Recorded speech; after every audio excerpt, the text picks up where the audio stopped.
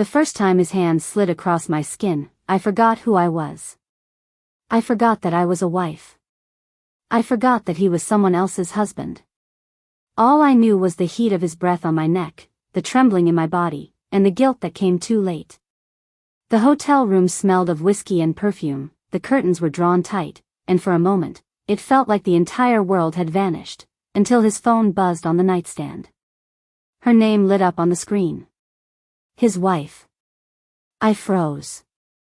My stomach dropped, but he only silenced the phone, kissed me harder, and whispered that nothing could pull him away from me. I wanted to believe him. I wanted to believe that what we had was more than stolen passion, but somewhere deep inside, I knew this fire could not stay hidden forever. And I was right. Before I go deeper into this shocking story, I want to pause and appreciate you, yes, my incredible audience.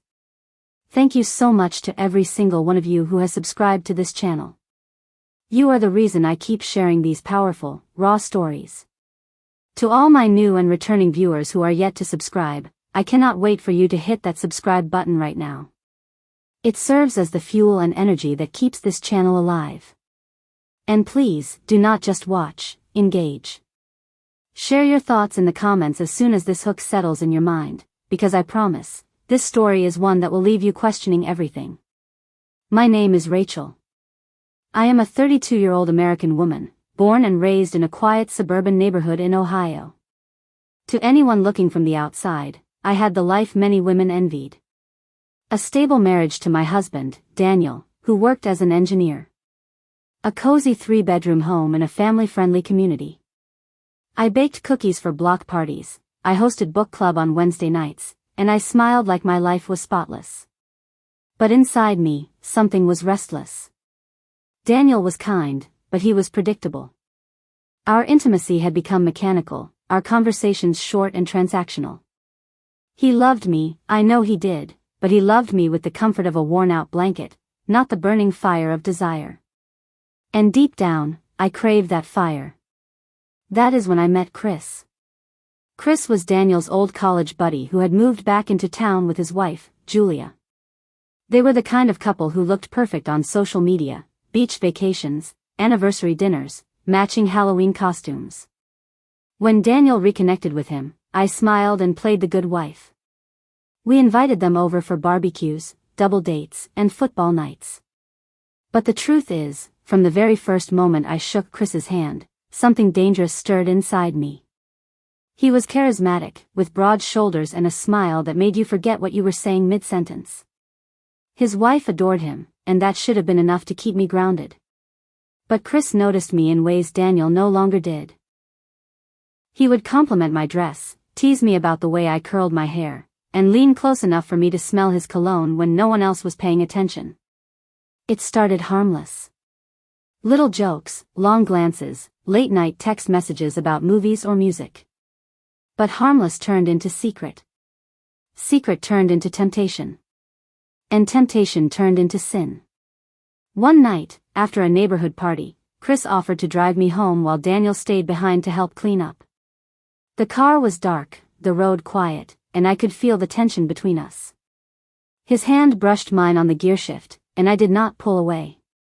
By the time we pulled into my driveway, his lips were already on mine.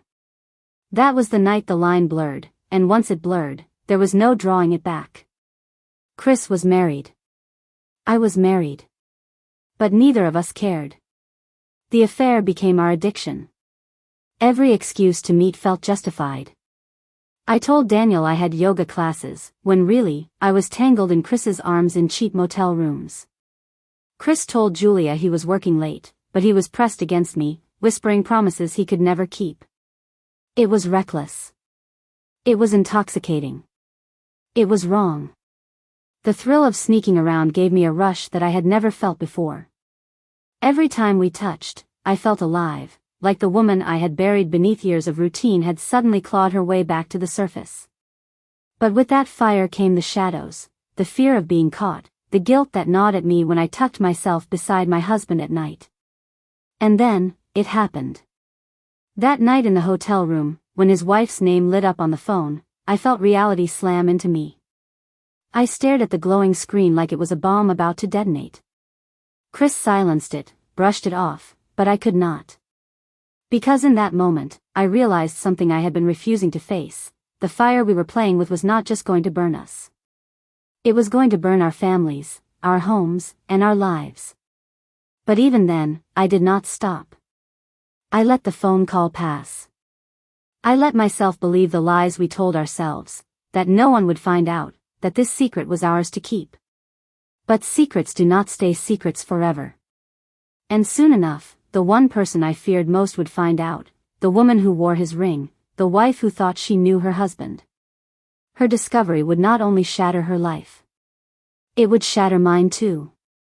The silence of guilt has a way of screaming louder than any confession. Every time I kissed my husband goodnight, I felt it echo inside me. Every time Chris slipped back into his home and kissed his wife Julia, it followed him too. We told ourselves we were careful, that no one suspected a thing. But the truth is, lies leave traces. And eventually, someone notices. Julia noticed first. It began with small things. Chris had become distracted at home, his phone glued to his hand, his eyes wandering instead of meeting hers. She told him that he seemed distant, but he brushed it off, claiming stress from work. Still, Julia's instincts sharpened. Wives always sense when something is wrong. And one night, when Chris fell asleep on the couch with his phone in his hand, Julia picked it up. What she saw on the screen tore her heart open. It was a message from me. Just 3 words, but they were enough to confirm everything. I miss you. She scrolled. She read enough to know the truth. The late-night confessions. The plans to meet. The words of passion that no wife should ever see from another woman directed at her husband. Julia sat there shaking, staring at the betrayal written in black and white. By the time Chris woke up, her tears were already falling, and his phone was in her hand. The next morning, my world began to crack. I was in my kitchen, pouring coffee, when I heard the knock at my door. I thought it was a neighbor. Instead, it was Julia. Her face was pale, her eyes swollen, her lips trembling with rage and heartbreak. My stomach dropped. I knew, even before she spoke, that the secret had spilled. She did not scream at first. She did not throw punches or insults. She simply asked me one question: is it true?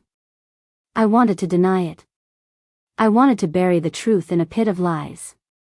But the way she looked at me, broken and betrayed, stripped the words from my throat. I said nothing. My silence was my confession. Her scream shattered the air. You ruined my marriage. You ruined everything, she cried, her voice shaking the walls of my home. She accused me of being a thief, of stealing the man who had promised her forever. I tried to explain, but how do you explain sin to the woman who has been crushed by it? There are no words that make it easier. The confrontation did not stay between us. Julia stormed out, and she went straight to Chris. Their house turned into a battlefield. He tried to deny it, but the evidence on his phone betrayed him again and again. Julia demanded answers, demanded to know how long it had been going on, demanded to know why he chose me over her. But the truth was, he never chose. He wanted both. He wanted the comfort of his wife and the thrill of me. And now, both worlds were colliding. The fallout did not stop there. Julia's anger burned so hot that she called Daniel, my husband. She told him everything. Every detail she had read in those messages. Every secret we thought was safe. She wanted me to suffer the way she suffered. She wanted my husband to know exactly what kind of woman he had been sleeping beside. When Daniel came home that evening, the look in his eyes was one I will never forget. Cold. Heavy. Shattered. He did not need to ask me if it was true. Julia had already given him all the proof. Rachel, he said, his voice like stone, how could you? My throat closed. I wanted to beg for forgiveness, but the weight of my guilt crushed me. Tears spilled down my cheeks, but they were useless. Nothing could erase what I had done. The next days blurred into chaos. Julia refused to sleep in the same bed as Chris. Daniel refused to look at me. Phone calls, whispers, gossip, it all spread faster than I could hide from it. What we thought was our private sin was now a storm ripping through two families. Inside me, emotions twisted violently. Shame. Fear. Regret. And yet, desire. Even in the middle of the destruction, I still craved Chris. That was the most painful part of all. I hated him for dragging me into this, I hated myself for agreeing to it, and yet my heart still leapt when I saw his name flash across my phone. Chris tried to reach out. He begged me to meet him, to talk, to hold on to what we had left. But Julia had made it clear, if he continued with me, she would leave him and take everything. Their kids. Their house. Their life. And so, he pulled back. He started to distance himself, to protect what little of his marriage remained. I felt abandoned. Used. Betrayed by the very man I risked everything for. But the truth is, Chris was only protecting himself. He had never promised me a future. He had promised me passion, and I had been foolish enough to confuse it for love. The nights grew long. The walls of my house closed in on me as Daniel withdrew further and further. We barely spoke, and when we did, it was sharp, short, and cold. He no longer touched me. He no longer smiled at me. He looked at me like I was a stranger. And maybe that is what I had become. A stranger in my own marriage. A stranger in my own home. Secrets have a way of destroying everything they touch. And ours had finally reached its breaking point. But what none of us knew yet was that the worst was still to come. Because betrayal is not something you can sweep under the rug. Betrayal demands consequence. And consequence was coming for me. The day Daniel told me to leave, the sky was gray, heavy with rain. I remember staring at the suitcase by the door, my hands trembling as I zipped it shut. It was the same suitcase I once used for weekend getaways with him, back when we were still happy, back when I still believed in forever. Now it was filled with pieces of a life that no longer belonged to me. Daniel stood in the kitchen, his face blank, his arms crossed. He had not shouted. He had not cried. That almost hurt worse. His silence was like a wall I could not climb. "Rachel," he said finally, his voice flat and tired, "I cannot look at you anymore. I cannot pretend that this marriage is alive. You broke it. You broke me." I tried to speak, but the words tangled in my throat. Apologies felt meaningless. Promises felt empty. How could I promise not to do again what I had already done? How could I ask for forgiveness when I had destroyed the very foundation of his trust? So I said nothing. I picked up my suitcase, and I walked out of the house I once called home. The rain hit my face as I stepped outside, cold and unrelenting. I thought about running back inside, falling to my knees, begging him to let me stay. But I knew that door was closed. He would never see me the same way again. And I could not blame him.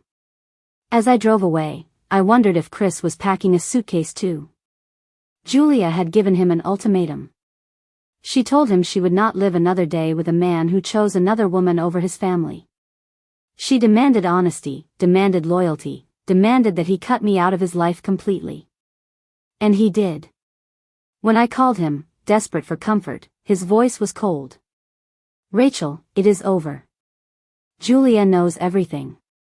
I have to save what I can. Do not call me again." The line went dead, and so did the illusion I had been clinging to. Chris was not going to run away with me. He was not going to fight for me. He was going to stay with his wife, patch together his broken marriage, and leave me standing in the wreckage of mine. I was alone. Nights in the small apartment I rented became unbearable.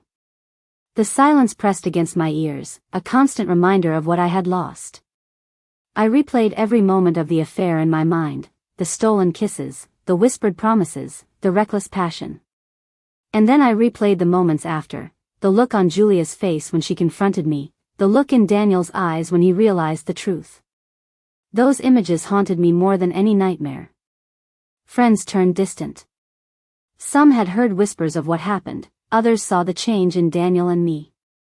People in our neighborhood avoided me, their smiles forced, their conversations brief. I became the woman they gossiped about, the woman they judged. But no judgment cut deeper than my own. I hated myself for what I had done. I hated the weakness that let me fall into Chris's arms. I hated the greed that made me want more than the steady love my husband gave me. I had traded loyalty for lust, and now I was paying the price.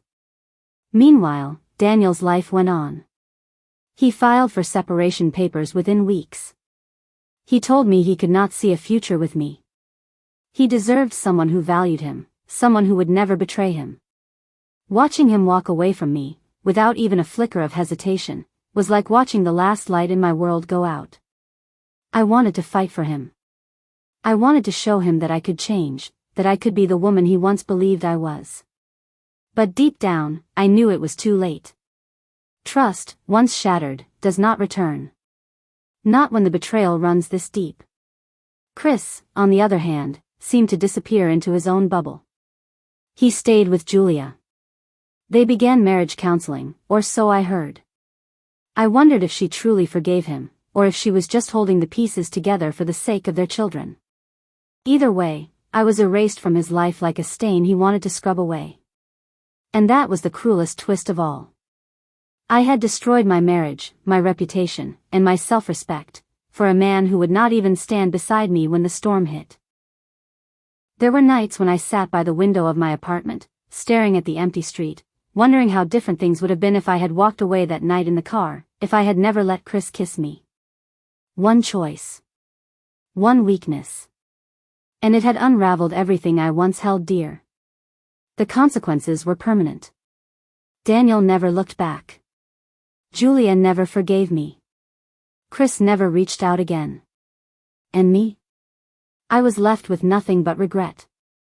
I tell this story not because I am proud of it, but because it is the truth. Affairs are not love stories.